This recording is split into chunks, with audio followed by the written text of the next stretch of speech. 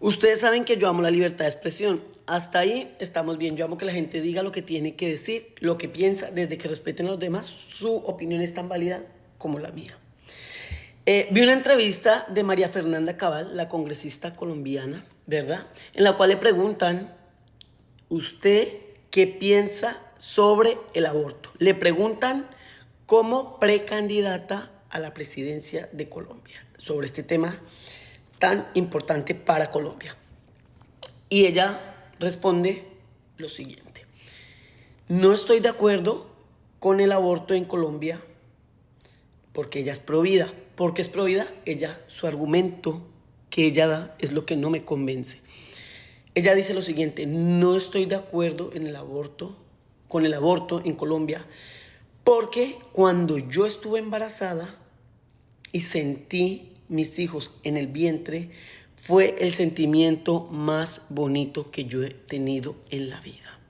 Eso lo está diciendo ella con la experiencia que ella vivió, y eso mismo lo van a pensar las madres que quedaron embarazadas de su esposo, que quedaron embarazadas con un hijo que ellas desearon, que quedaron embarazadas así no fuera programado, pero quedaron embarazadas de una persona que ellas decidieron tener en sus vidas de una manera consciente y de una manera regular, ¿verdad?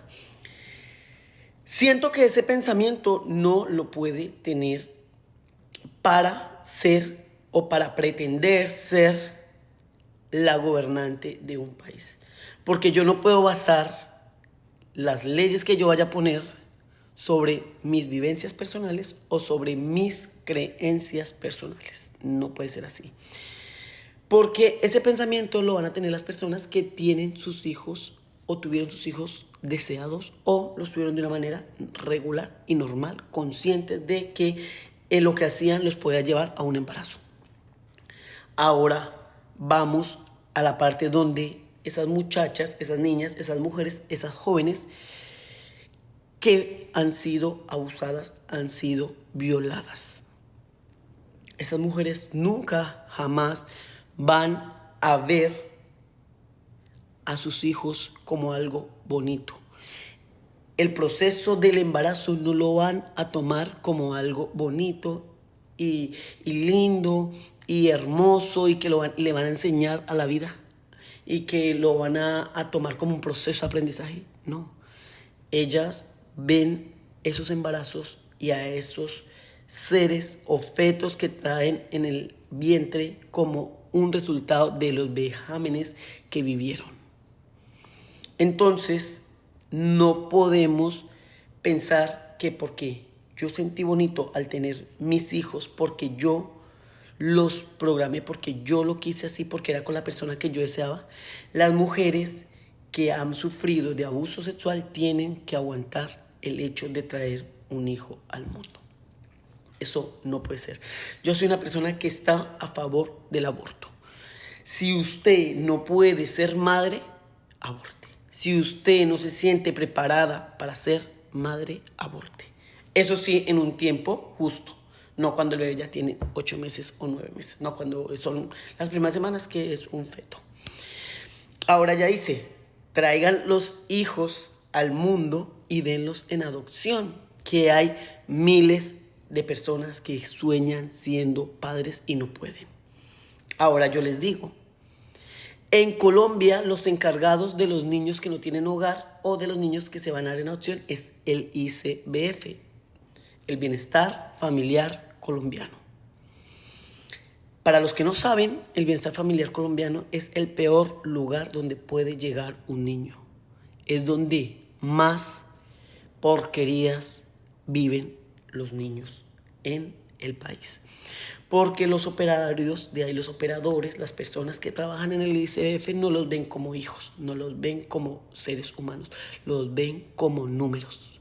Les ponen una sudadera, les dictan clases, pero los ven como números, no son sus hijos, no sienten amor por esos niños. Y muchos niños que han estado en el ICBF terminan traumados. terminan en las calles, terminan siendo drogadictos, terminan en las cárceles y muchos otros terminan muertos. Ahora muchos me van a decir, usted habla sin saber. Yo hablo sabiendo y aquí va. Cuando nosotros éramos pequeñitos, a nosotros nos quitaron de nuestra madre, nos apartaron de nuestra madre y nos llevaron al ICBF. Y luego nos mandaron con una madre sustituta. Las madres sustitutas son esas señoras o esas familias o esas casas que se encargan de crear niños o cuidarlos mientras los dan en adopción o mientras solucionan sus problemas con los padres para saber, o con los familiares para saber si los pueden devolver a esa familia o si no, para los en adopción. Y luego, pues ya solucionado eso, pues miran qué hacen con ellos. Pero esos son los padres sustitutos, las madres sustitutas, los hogares sustitutos.